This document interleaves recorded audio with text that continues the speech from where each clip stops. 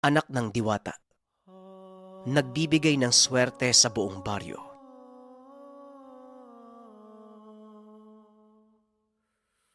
Ang kwentong ito ay hango sa totoong buhay. Mula ito sa isa nating kabayan na itago na lang natin sa pangalang Marcel.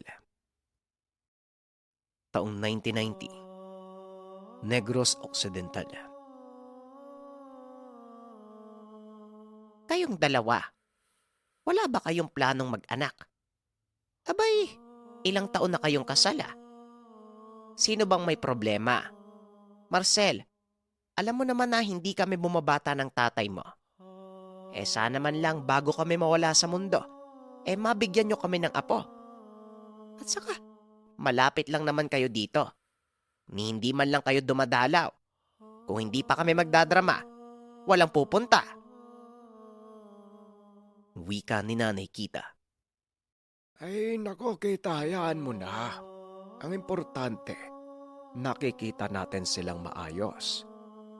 Nga pala, baka kailangan nyong magpahilot. Alam mo dati si Nanay Kita mo, medyo may problema din yan sa matres. Hindi naman kami kagad nagkaroon ng anak eh. Pero hindi ganyang katagal yung sa inyo.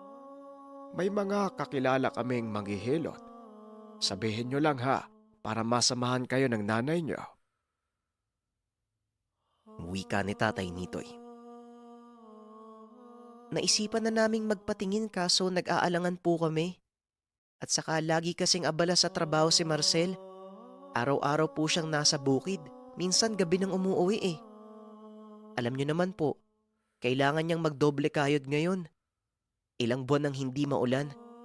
Araw-araw siya naghahanap ng mapagkukunan ng tubig. Hindi kagaya niyo dito. Malapit lang sa bukana ng balon. Hindi po kasi sumasapat yung tubig sa amin eh. Tugon ni Isabel. Nay, tay, dadating din po kami dyan at saka maaga pa naman po para magbuntis si Isabel. Baka hindi pa kami binibigyan ng itas dahil marami pa kaming kailangang unahin. Ayoko lang pong magaya sa mga... Wika ni Marcel. Sa mga kapatid mo, iba ang may supling. Tandaan mo, hindi bumabata ang katawan ng tao. Habang tumatagal, tumatanda at lumilit ang tsansa na magkaanak lalo pa sa babae. Abay, 30 anyos na itong asawa mo. Ay nako. Sige na nga, kumain na lang tayo. Ayaw namin kayong madaliin, pero sana lang, maisip nyo na masaya ang may anak. Sila ang bubuo sa pamilya, naiingatan nyo sa huli. Hindi mahirap ang tubig sa lugar natin. Ang problema, ang lupa na pinagtataniman. Sa palagay ko, hindi angkop ang mais. Ilang taon ko nang sinasabi sa inyo, nagayahin nyo yung Kuya Mario nyo. Tubo ang itinanim anak. Saka sabi ko sa iyo, pag-aralan mo ang lupa. Hindi bale, kakausapin ko ang kuya mo na tulungan kayo ng sa gayon. Maayos ang taniman mo. Wika ni Tatay Natoy. Tumango na lang si Marcel sa sinabi ng ama. Naaasar si Marcel sa tuwing ikinukumpara siya kay Kuya Mario. Mula pagkabata, wala nang ibang magaling kung hindi ang nakakatandang kapatid. Iniisip ni Marcel na paborito ito ng ama. Isa ito sa mga rason kung bakit wala siyang ganang pumasyal sa tahanan ng magulang. Gusto din naman ng dalawa na magkaanak. Ang problema sa loob ng 5 taon, hindi sila makabuo. Pareho silang nag-aalala ngunit ayon kay Marcel, naniniwala siya na ang pagbubuntis ay biyaya ng ama. Ngunit ang hindi alam ni Marcel, marami nang iniinom na mga gamot si Isabel. Ngunit hindi pa rin nagtatagumpay, dala ng walang oras ang asawa at laging pagod sa paghahanap buhay. Ni wala itong oras sa kanya. Matapos ang pag-uusap, napagpasya ng dalawa na manatili na muna sa tahanan ng mga magulang. Sa sandaling panahon, nais man lang niya na masulit ang oras na kasama ang mga ito. Halos maghahating gabi na nang napagpasya ng dalawa na umuwi ng tahanan. Nagpaalam ang mga ito at nangakong dadalaw uli kapag may oras. Wala pa masyadong ilaw sa daan ng mga sandaling iyon. Habang binabagtas ang daan pauwi. Malawak na palayan at maisan ang daanan nilang dalawa at wala pa masyadong kabayan ng mga panong ito. Sa kanilang paglalakad, bigla na lamang may naaninag si Marcel. Naglalakad na liwanag, hindi kalayuan sa kanila. Sa paglalarawan niya, parang pormang bilog na mabilis na sumuot sa maisan. Sandali lang. Nakita mo yun? Parang may... Liwanag? Baka alitap-tap lang. Napansin ko nga eh. Teka, parang natatakot ka yata, Marcel. Halika na, malapit na tayo sa bahay oh. Tugon ni Isabel. Hindi simpleng alitap-tap yun. Malaki, tapos pormang tao. Ayun oh, papasok ng maisan. Wika ni Marcel. Umuwi na nga tayo. Nakakatakot yung kilos mo eh. Halika na. Baka mamaya ano pa yung magpakita eh. Saka kung ano man yung liwanag na yan, hayaan mo na lang. Mabuti nga't may bantay ng maisa natin. Nang mamunga ng maayos. Tugon ni Isabel. Hindi maipaliwanag ni Marcel sa asawa ang nakikita. Tila iba ang nasisilayan ni Marcel kaysa kay Isabel. Ngunit hindi niya na ito pinansin. Nagmamadali ng umuwi ng tahanan. Baka tama si Isabel na namamalikmata lamang siya. Nang makapasok sa bahay, nakaramdam ng pagod at antok ang mag-asawa. Kaya kaagad silang nag-ayos ng higaan at nagpahinga. Madali naman silang nakatulog. Sa kalagitnaan ng pagtulog ay nanaginip si Marcel. Ayon sa kanya, nakita niya na bigla na lang lumiwanag ang paligid na tila umaga. Hanggang sa napabangon si Marcel nang makarinig ng boses na tinatawag ang pangalan niya. Lumabas si Marcel ng tahanan habang hinahanap kung nasaan ang pinanggagalingan ng boses. Wala sa sariling pumasok sa taniman ng mga mais. Sa ilang minutong paglalakad, nakarating siya sa gitna ng taniman. Naalimpungatan si Marcel nang tumambad sa harapan niya ang isang nilalang. Sa paglalarawan niya, nababalot ito ng liwanag. Paulit-ulit pang iniling ni Marcel ang ulo sa pag-aakalang nananaginip pa rin ito. Hanggang sa lumuhod siya, dumampot ng lupa upang masiguradong hindi pa siya namamatay. Teka, may lupa pa naman ah. Wala pa ako sa langit. Ikaw, anghel ka ba? Kung sino ka man, pakiusap, wala naman akong ginagawang masama eh. Wag mo sana akong takutin ng ganito. Wika ni Marcel. Nakakatuwa ka. Alam kong wala kang masamang ginagawa. Namumukod tangi ka. May pagmamahal sa kalikasan. Nakita ko ang ginagawa mo.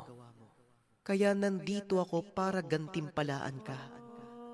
Tanggapin mo ang munting regalo sa'yo at sa asawa mo. Naway sa pagsibol ng punla ay siya rin ang katuparan ng mga panalangin at hiling ng pinakamamahal mong asawa. Susubukin kayo ng panahon at makakaranas ng malawak na taggutom. Manatili kang matatag. Wika ng diwata. Teka, meron akong gampanin. Bakit ako? Nananaginip lang ata ako eh. Hindi kita maintindihan. Tugon ni Marcel. Maya-maya pa, isang malakas na sampalang tumama sa kanya. Kanina pa kita ginigising eh. Nagsasalita ka habang tulog. Wika ni Isabel. Galit na galit ito dahil puno ng putik ang higaan. Meron pang dalang mais si Marcel at nilapag malapit sa hinigaan ng mag-asawa. Palaisipan kay Marcel ang naranasan. Hindi niya din maintindihan kung ano ba talaga ang ibinigay sa kanya ng nilalang. Gusto niya sanang magpaliwanag sa asawa, ngunit hindi niya alam kung saan uumpisahan. Nahingi na lamang siya ng pasensya kay Isabel. Bumangon na si Marcel sa higaan. Naglinis na lamang ito ng buong tahanan. Maging sa sala, nagkalat ang mga tangkay ng mais. Matapos maglinis, itinabi niya ang mga butil kasama ng dahong bigay sa kanya ng nilalang. Lumipas ang mga araw. Naging abala muli si Marcel sa gawain. Ni hindi niya namamalayan ang paglipas ng oras. Hanggang sa isang umaga, nagpunta si Kuya Mario sa tahanan. Pumasyal para sana makausap si Marcel patungkol sa kumakalat na pandemya sa mga pananim. Partikular sa maisan. O kuya, napadalaw po kayo. Maaga pong nag-ikot si Marcel sa maisan eh. Hindi po kayo nagpang-abot. Dito na lang po muna kayo. Maya-maya, uuwi na yon bago magtanghalian. Kumusta po kayo? Hindi mo yata dala si Ate Bebeng. Wika ni Isabel. May importante sana akong sasabihin kay Marcel. Hindi ako sigurado kung alam niya na yung balitang kumakalat sa pandemya sa pananim ng mais. Masyado kasing nagmamagaling yung asawa mo eh. Ilang beses ko nang sinabi sa kanya, hindi magandang taniman ng mais ang lugar. Nandito lang ako para sa problema. Nakiusap ang tatay na kausapin ko siya. Baka sakaling matauhan. Wika ni Kuya Mario. Kuya, kayo na lang po ang mag-usap. Mahihintay niyo po ba siya? Kung hindi, bumalik na lang po kayo. May gagawin din po kasi ako eh. Wika ni Isabel. Hindi na tumagon pa si Mario at kaagad nang tumalikod. Nakaramdam naman ng takot si Isabel dahil sa nakitang reaksyon ni Kuya Mario. Alam niyang dati pa, hindi na magkasundo ang magkapatid sa mga bagay-bagay. Ngunit mas malala ngayon. Napabuntong hininga si Isabel habang umiiling. Hindi niya mawari kung paano sasabihin sa asawa. Ayaw niya namang mas lumala pa ang alitan sa pagitan ng magkapatid sa oras na sinabi niya ang ginawa nito. Nanalangin na lamang si Isabel na mailatag ng matiwasay kung ano ba ang sinabi ng kapatid. Bago magtanghalian, dumating na ang asawa. May bitbit itong sako na may lamang mais. Malungkot ang itsura. Nilalapag sa lamesa ang dala. Ayos ka lang ba, Marcel? Gutom ka na ba? Hayaan mo na. Ako na muna yung mag-aayos ng mga dala mo. Magpalit ka na ng makakain ka tapos makapagpahinga. Wika ni Isabel. Hindi na mumungay mga mais eh. Mula doon sa dulo ng pananim, natuyo na. Parang may nagsaboy ng lason, bigla na lang namatay yung mga pananim natin. Hindi lang sa atin maging sa kabilang bahagi ng taniman. Isabel, nalulungkot ako. Baka hindi tayo makakain ng maganda ngayong taon eh. Kinakabahan na ako sa susunod na anihan pero huwag kang mag-alala. Maghanap ako ng solusyon para dito. Wika ni Marcel. Ganun ba? Hindi bale. May awa ang Diyos. Pagsubok lang yan. Nga pala, dumaan dito si Kuya Mario mo kanina. Tugon ni Isabel. Nakwento niya ang naganap. Pagkatapos, inayos na ni Isabel ang mga dalang mais na nasa sako ng asawa. Ilang sandali pa ang lumipas. Habang abala si Isabel sa pag-aayos ng lamesang paglalagyan ng tanghalian, Nag-ayos naman si Marcel ng mga gamit. Hanggang sa nakita niya ang mga butil na naitabi kanina. Nagkaroon ito ng maliliit na ugat. Indikasyon na pwedeng ipunla ang buto. Natawa naman ang loob ni Marcel nang maalala ang panaginip. Sumagi sa isipan ang mga bili ng diwatang nagbigay sa kanya ng buto. Inisip niya ng maigi kung saan ito pwedeng itanim. Natatakot man na baka hindi sumibol, ngunit tila may bumubulong sa kanya na ituloy ang gagawin. Matapos ang tanghalian, nagpaalam uli ito sa asawa na mag-iikot sa taniman. Ni hindi nito sinabing magpupunla siya ng mga buto. Ang tanging paalam lang ay aayusin ang lugar. Masakit pa ang sikat ng araw, Marcela. Saka kakatapos lang nating magtanghalian, iikot ka kagad? Pwede ba akong sumama? Para naman makatulong ako sa'yo kahit papano. Wala naman na akong gagawin eh. Wika ni Isabel. Ikaw na din ang nagsabi na mainit, di ba? At saka, sandali lang naman ako eh. Hindi ako magtatagal. Walang tao sa bahay, baka kung sakaling babalik si kuya, wala siya makakausap. Ayos lang ako. Huwag kang mag-alala. Sige na. Baka abutin pa ako ng gabi. Wika ni Marcel. Wala namang nagawa pa si Isabel kung hindi sumang-ayon sa asawa kahit labag sa kalooban. Sinunod niya si Marcel. Nakasunod lamang ang mata ni Isabel habang papalayo ang asawa. Ilang sandali pa ang lumipas nang matapos magligpit sa tahanan. Napagpasya ni Isabel na matulog. Tapos na ang lahat ng gawain niya sa tahanan. Hinayaan niyang nakabukas ang pintuan at mga bintana. Kumuha ng unan sa silid at sa sala umidlip. Mabilis naman itong nakatulog dahil masarap ang hangin na galing sa labas ng tahanan. Sa kalagitnaan ng pagtulog, nanaginip si Isabel. Ayon sa kanya, tila humilab ang puson.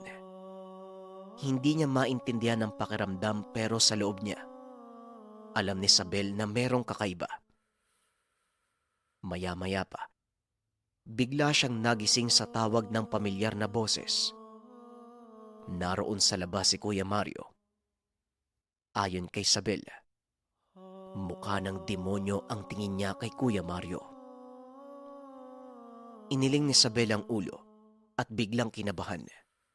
Kagad nang pumasok sa tahanan si Kuya Mario. Nasaan ang asawa mo?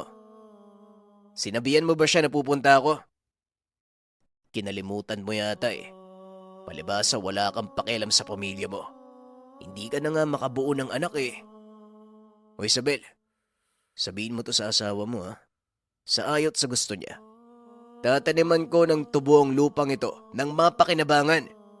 Palibasa, kayo lang ang nakikinabang sa mga ani nyo. Wika ni Kuya Mario. Pagkatapos magsalita sa harapan ni Isabel, bigla na lang itong natigilan na tila may nakita sa loob ng tahanan. Sa sobrang takot, tumakbo ito habang sumisigaw. Alimaw! Alimaw! Tulungan niyo ako! Wika ni Kuya Mario. Nagtaka si Isabel at napabuntong hininga. Sa isip niya, sasabihin niya ang lahat sa asawa pagka-uwi nito. Hanggang sa bigla na lang kumirot ang puso ni Isabel. Alam niya na meron talagang kakaiba sa katawan. Ngunit binaliwala niya lamang ito. Naiisip na baka bunga lang iyon ng mga sinabi ni Kuya Mario. Lumabas na muna si Isabel upang pakalmahin ang sarili. Maya-maya pa nakita niya ang asawa. May dalang sako na puno ng laman. Nakangiti niyang sinalubong si Marcel at tinulungan sa mga dala. Tila nawala ang mga nararamdaman nang makitang nakangiti si Marcel. Hindi kagaya kaninang umaga.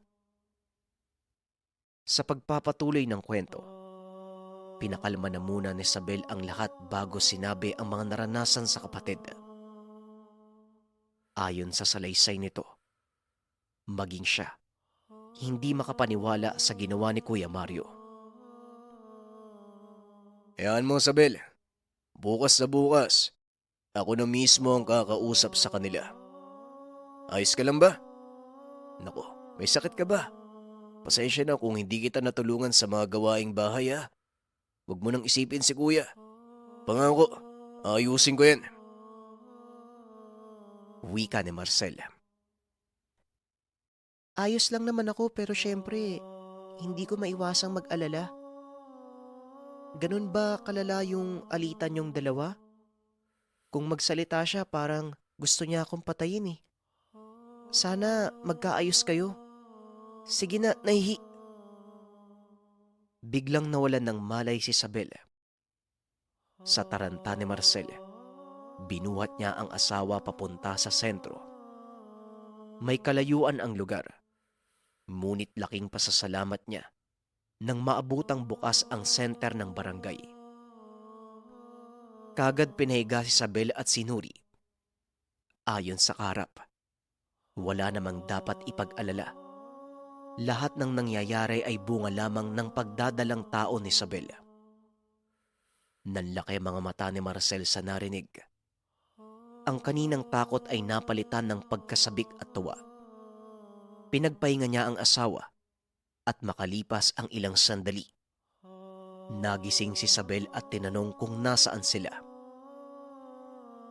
O dahan-dahan lang po, baka mapano ka. Binabati kita, misis. Magiging nanay na po kayo. Bibigyan ko lang kayo ng mga bitamina ha. Kailangan nyo lang bumalik dito para sa mga gagawing pagsusuri. O siya, mauna na ako sa inyo ha. Paggabi na. Pasalamat kayo, naabutan nyo pa ako dito. Kung hindi, baka hindi ko na natigdan ng asawa mo. Wika ni Dr. Ana. Napapaisip man si Isabel, ngunit mapapansin sa ngiti ni Marcel. Sigurado siya na may magandang balita na darating. Madilim na nang umuwi ang mag-asawa. Sobra ang pag-alalay ni Marcel sa kanya. Hinahawakan niya si Isabel habang binabagtas ang maisan. Ilang sandali pa, nagliwanag ang lugar na tila nakikisabay sa saya ang paligid.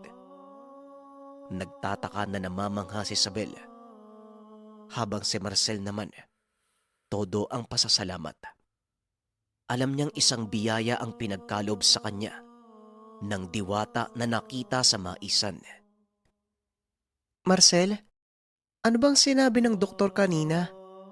Hindi ko maintindihan eh. Tanong ni Isabel. Buntis ka, Isabel. Hindi ko alam kung paano ipapaliwanag eh. Pero bigay ng kalikasan yung batang nasa tiyan mo. Sa tamang panahon, sasabihin ko sa iyo ang lahat. Pero sa ngayon, umuwi na muna tayo. Kailangan mo na magpahinga, mahal ko. Tugon ni Marcel. Bata, magkakaanak na tayo? Diyos ko, maraming salamat. Dininig ang panalangin natin. Puwera biro ah. Naku Marcel, huwag mo kong bibiruin ng ganyan. Buntis? Paano ko mabubuntis? Kailan lang dinatnan ako ng dalaw eh. Baka nagkamali si Dr. Ana. Natutuwa ako pero mahirap maniwala eh. Wika ni Isabel. Hindi na tumugon pa si Marcel. Nakatitig lang habang nakangiti sa asawa. Gusto mang ipaliwanag ang mga naganap. Hindi niya magawa dahil hindi niya alam kung papaano. Ilang sandali lang. Nakauwi na sila ng tahanan. Walang kibo si Isabel. Nakikita niyang masaya ang asawa, ngunit may halong pagtataka. Hindi nagkibuan ang dalawa at diretsyo nang pumasok sa kwarto. Ilang sandali lang ay tahimik nang nakatulog ang dalawa. Napagod ang mag-asawa sa mga nangyari ngayong araw. Sa kalagitnaan ng gabi, dinalaw muli ng diwata si Marcel sa panaginip. Nagising nang tawagin ang pangalan niya sa labas ng tahanan. Natagpuan muli ni Marcel ang sarili na naglalakad sa gitna ng maisan habang sinusundan ng tunog. Ayon sa kanya, sa ikalawang pagkakataon, nasilayan niya ang nilalang na nababalot ng liwanag. Diwata, ikaw ang dahilan kung bakit nagkaroon ng supling ang sinapupunan ng asawa ko, hindi ba? Pero natatakot po ako. Pakiusap, tulungan mo ako magpaliwanag sa kanya. Wika ni Marcel. Magaganap kung ano man ang dapat maganap. Huwag ka masyadong mag-alala. Galing pa rin sa dugo niyo ni Isabel ang sanggol. Kasabay ng lahat ng ito ang mga mabibigat na gampanin na malapit nang dumating. Ang kahilingan ko, imbes na isipin ang pagpapaliwanag sa asawa, isipin mo kung paano papatibayin ang iyong pasya sa hinaharap. Hayaan mong gampanan ni Isabel ang obligasyon para sa anak niyo.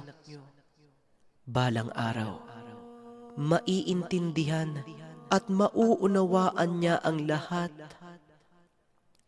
Maniwala ka sa kalooban ng may likha. Sa ngayon, tanggapin mo ang munting handog ko sa iyo at sa asawa mo.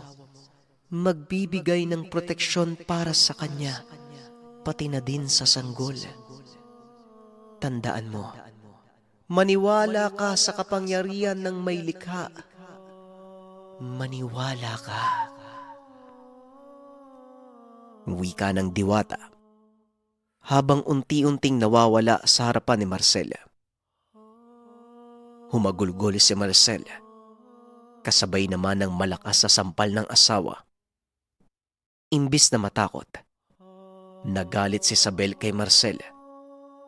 Nagakot muli ito ng putik sa kwarto, maging sa loob ng tahanan.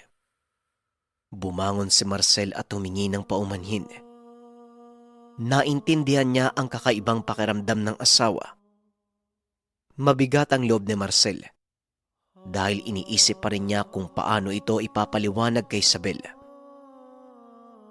Ilang sandali pa, nilinis na ni Marcel ang mga kalat at dumi, habang si Isabel naman nasa kusina at nagluto na ng almusal.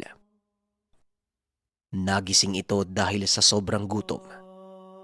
Naalala niya na hindi pala sila nakapaghapunan dahil sa mga naganap. Parehas na kasimangot, hindi pa rin nag-uusap. Samantala, pagkabalik niya sa kwarto, nakita niya ang balabal na bigay ng nilalang na sinabing ipasuot sa asawa. Hawak niya ito nang marinig ang daing ni Isabel sa kusina. Nagmamadali niya itong pinuntahan at naabutan habang hawak ang tiyan. May bumubulong kay Marcel sa dapat gawin. Gamit ang balabal, inilagay niya ito sa likod ng asawa habang inaakay paupo. Huwag ka munang kumilos, Isabel. Hindi maganda sa'yo na mabigat ang kalooban. Patawarin mo ko kung hindi ko na ipaliwanag ang lahat sa ngayon. Pakiusap, maniwala ka na magiging maayos ang anak natin. Wika ni Marcel. Gustuin ko mang kumalma, Marcel, pero hindi ko magawa. Patawarin mo ko kung bakit ganito. Hindi ko talaga alam yung nangyayari.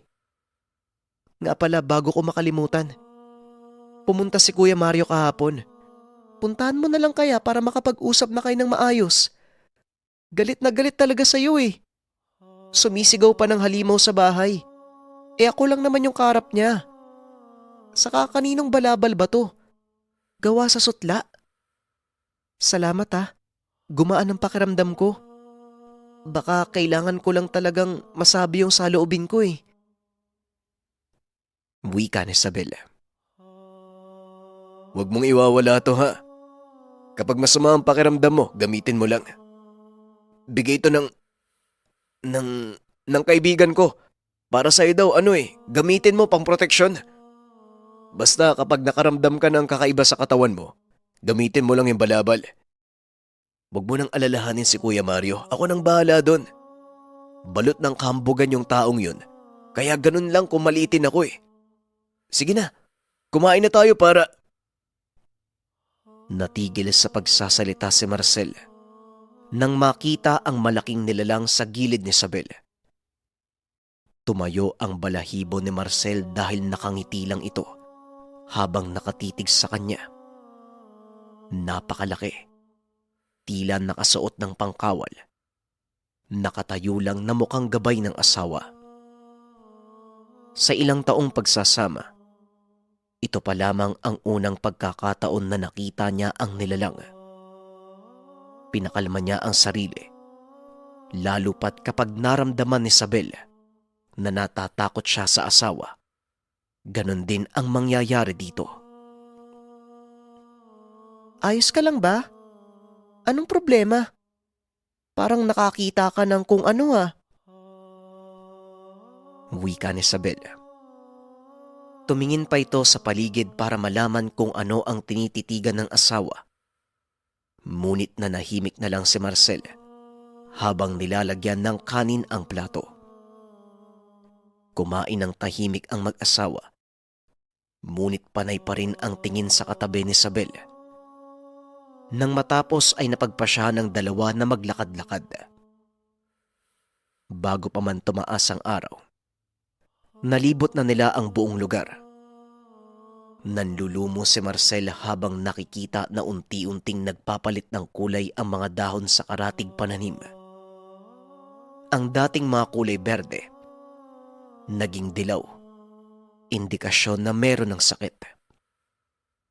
Sa paglilibot, namataan nila ang mga taong papalapit sa kinaroroonan nila. Huminto na lang ang dalawa upang antayin ang mga ito. Ramdam nilang sila ang lalapitan, kaya pinili nila na manatili na lamang sa kinakatayuan. Magandang umaga sa inyong dalawa. Kayo talaga ang sadya namin sa lugar. Kailangan namin kayong makausap. Marcel, kinausap kami ng kapatid mo.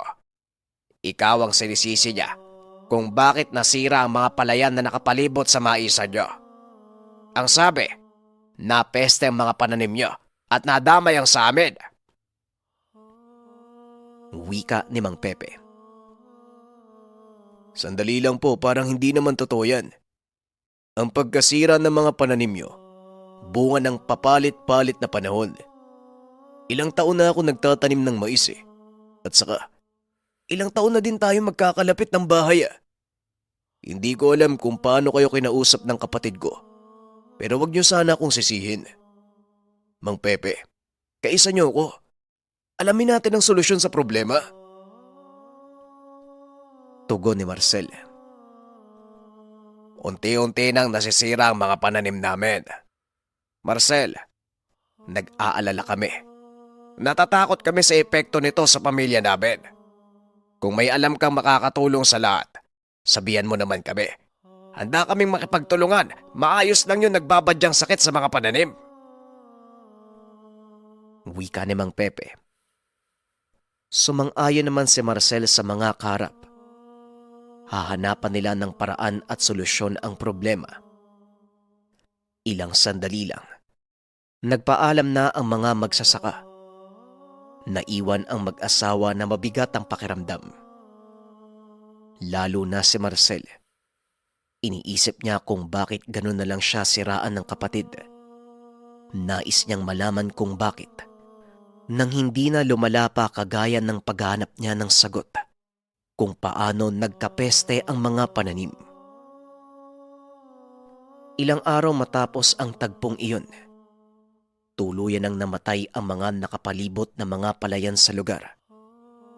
Samantalang agaw pansin naman ang isang bahagi ng maisa ni Marcel na may kakaibang buhay.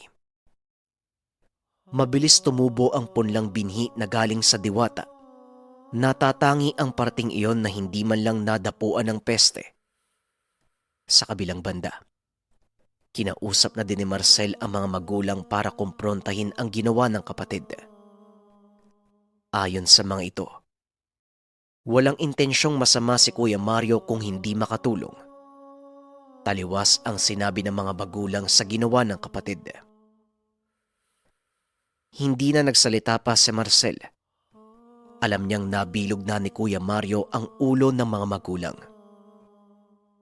Kahit anong paninira ang ginagawa sa kanila, hinayaan na lang ito ni Marcel.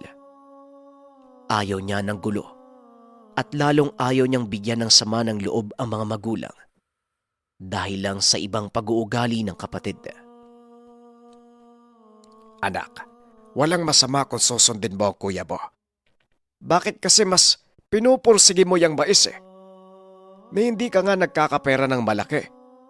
Hindi din naman maayos ang pagtubo ng pananim mo. Ang sabi ng kuya mo, matutulungan ka niya kung tubo ang ilalagay mo. Wika ng ama.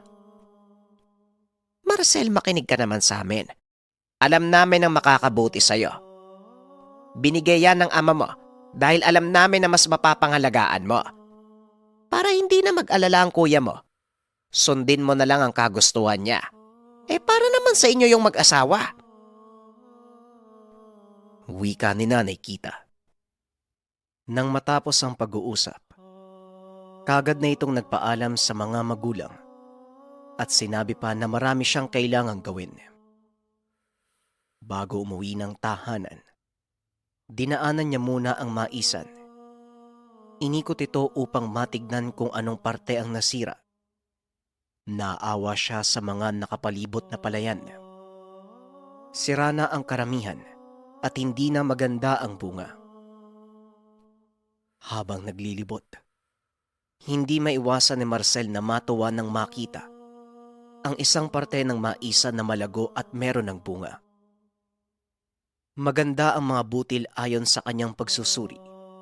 Kagad naisip ni Marcel na sabihan na magtanim ng mais ang mga kapitbahay gamit ang butil na nagmula sa diwata. Ibabahagi niya ito sa mga taong kagaya niyang nagsusumikap. Masaya siyang ibinalita sa asawa ang nakita. Habang nasa daan, naramdaman niya na tila may nakasunod sa kanya. Hindi pa naman madilim. Nakikita niya kung sino man ang nakasunod. Akmang lilingon pa sana, biglang may pumukpok sa ulo niya. Kagad nawalan ng malay si Marcel. Nagising na lamang siya na nasa harap niya ang asawa. Marcel! Marcel, ayos ka lang ba? Natakot ako nung nakita kita sa pinto kagabi.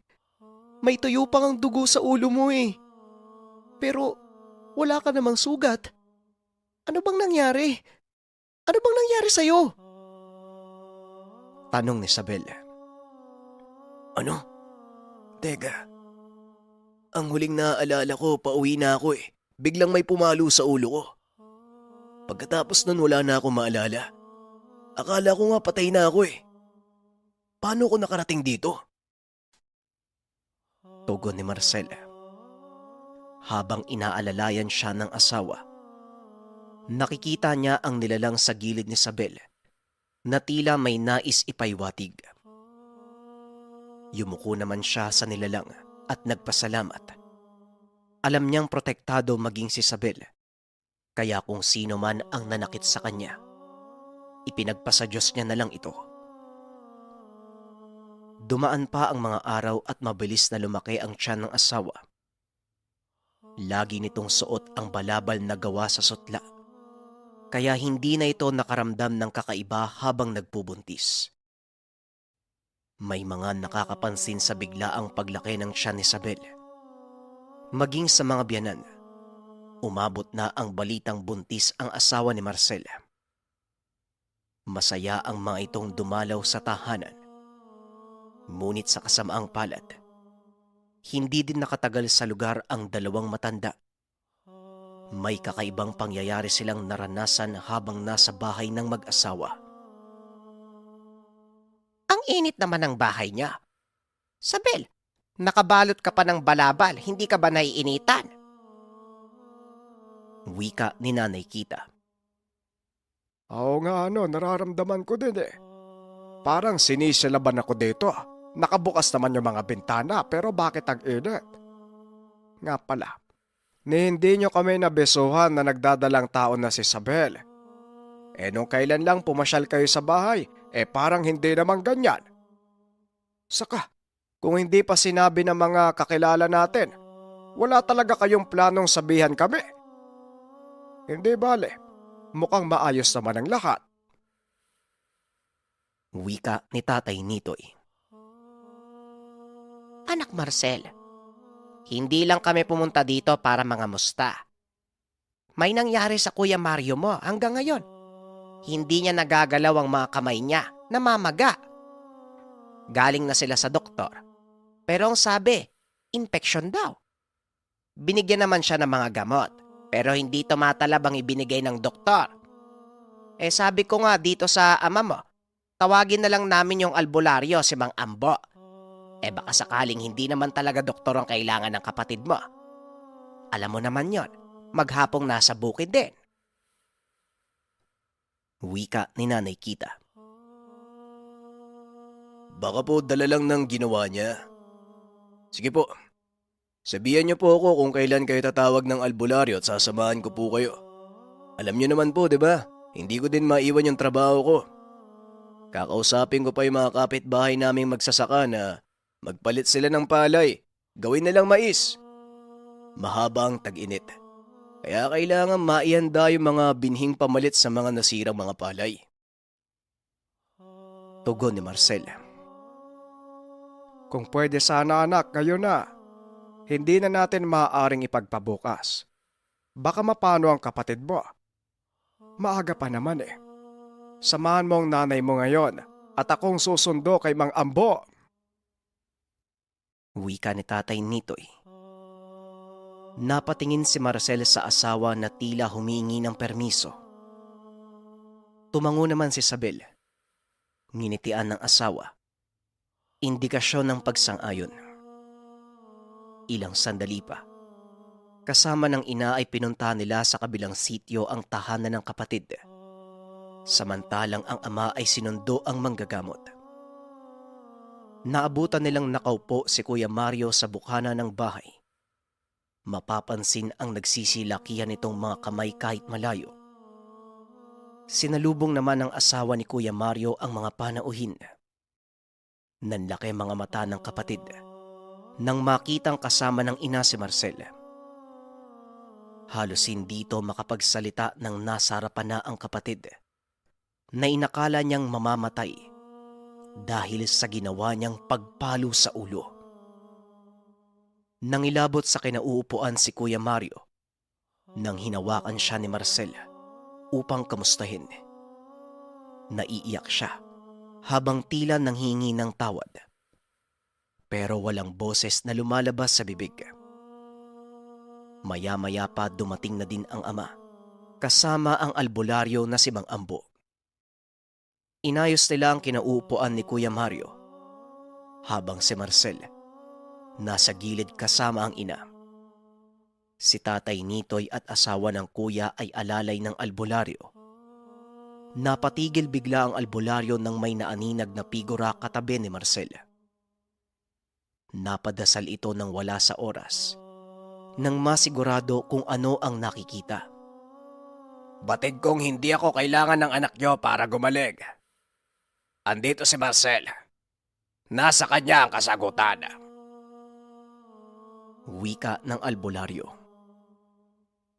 Nakasentro lang ang tingin ng albularyo sa kinakatayuan ni Marcel, kaya nabaling ang atensyon ng lahat sa kanya. Ano bang sinasabi mo, Ambo? Paanong si Marcel? O ikaw anak, may ginawa ka ba sa kuya mo? Ginawan mo ba ng masama ang kapatid mo? Tanong ni Tatay Natoy. Ha? Ano naman yung gagawin ko sa kanya? Kung nakakapagsalita lang yan si kuya, siya mismo magsasabi kung ano nga ang ginawa niya. Hindi ko nasasabihin dahil ayoko magbago ang tingin niya sa kanya. Diyos na ang humatol sa ginawa niya. Tugon ni Marcel. Marcel, sasabihin ko na ng diretsyo ang lahat. Hindi ako makakagamot sa kapatid mo kung hindi yang mga kasama mo. Sila ang may gawa ng lahat ng ito. Mapalad ang kagaya mo, Marcel. Isang taong pinagkalooban ng kakaibang regalo galing sa kalikasan. Wika ni Mang Ambo. Napaluhod naman sa harap ni Marcel ang albularyo. Niyuko ang ulo bilang respeto. Nagtaka ang mga kasama nila sa kwarto kung ano ang nangyayari. Ipagpaumanhin mo kung hindi ko kagad nakita. Kung ano man ang pagkakasalang ginawa ng kapatid mo, ay sana mapatawad na. Wika ni Mang Ambo. Pinatayo niya ang albularyo hanggang sa may nagbulong muli sa kanya ng gagawin. Sinasabing hawakan niya muli ang kapatid. Nilapitan niya ito at hinawakan ng kamay. Nanlaki ang mga mata ni Kuya Mario habang nakatitig sa kapatid, na tila nasa ibang katauhan. Nagsalita din ito sa kakaibang boses. Naway nakuha mo ang aral sa mga ginawa mo. Walang magandang may dudulot ang galit na kinikimkim mo sa kapatid mo. Kamuntikan mo siyang mapatay nang dahil lamang sa inggit. Maaring hindi mo na magamit pa muli ang mga kamay mo. Permanente na itong baldado upang ipaalala at matuto kang rumespeto. Wika ni Marcela. Umiyak ng todo si Kuya Mario, habang si Marcel ay niyakap na ang kapatid. Humingi ito ng tawad at sinabing nagsisisi na sa mga nagawa. Nagtataka man ang lahat. Ninais ni Marcel na wag nang ikwento sa magulang ang naganap. Ayaw niyang mawalan ito ng respeto kay Kuya Mario. Bago magdilim ay inayos niya ang lahat. Hinatid na din ng magulang sa tahanan ng mga ito. Umuwi siya sa tahanan na magaan ang pakiramdam. Ilang sandali lang ang lumipas. Nakita niya ang kumpol ng mga tao na nasa harapan ng tahanan. Iniintay ang pagdating niya. Kausap nito ang asawa. Ayon sa mga ito, hihingi sila ng mga binhi ng mais para pamalit sa palay. Nakita nilang maayos at malago ang naitanim ni Marcela. Bago niyo pa po sabihin, naayos ko na po eh. Talagang bibigyan ko kayo. Huwag po kayo mag-alala. Aalalayan ko po kayo para maayos yung pananim niyo. Wika ni Marcela. Nagpasalamat ang mga kapitbahay sa kanya at umuwi na. Ilang oras ang lumipas. Tinupad ni Marcel ang naipangako. Buong lugar ay naging maisan. Lumipas pa ang ilang buwan. Naipanganak ang unang anak nila. Kakaiba ang bata. Maputi ang kulay ng balat. Asul ang mga mata. May buhok na kawangis ng kulay ng hibla na nakabalot sa mais. Dumaan pa ang panahon, naging maayos ang pamumuhay ng baryo. Pinaniniwalaan nila na dahil ito sa batang binansagan nila Emma, na anak ng diwata. Sa kasalukuyan, nanatili ang pamilya sa lugar. Subalit si Emma ay madalang nang pinapalabas lalo na sa araw. Meron itong kakaibang kondisyon, kaya lagi nitong suot ang balabal na sutla. Napag-alaman din nila, hindi lang swerte ang dala ng bata sa lugar. Iba't ibang uri ng karamdaman ang kaya niyang pagalingin sa pamamagitan lamang ng paghaplos nito sa katawan kung saan may sakit. Mahirap man ang naging karanasan ng una, ngunit hindi ito naging hadlang upang maging mabuting tao si Marcel. At lahat ng ito ay nasuklian nang minsan siyang bigyan ng butil ng diwata sa maisan. Maraming salamat sa pakikinig ng ating kwento, mga kabayan. Klaro yung gustong ipaiwatig ng ating istorya na Kung ano man ang ginagawa sa'yo ng ibang tao, hayaan mo lang. Maging mabuting tao ka at magdasal. Darating ang panahon. Maniwala lang tayo sa karma. Hindi na natin kailangang gumante. Kalikasan na mismo ang magpapasya kung ano ang mangyayari sa kanila. Muli maraming salamat. Paalam.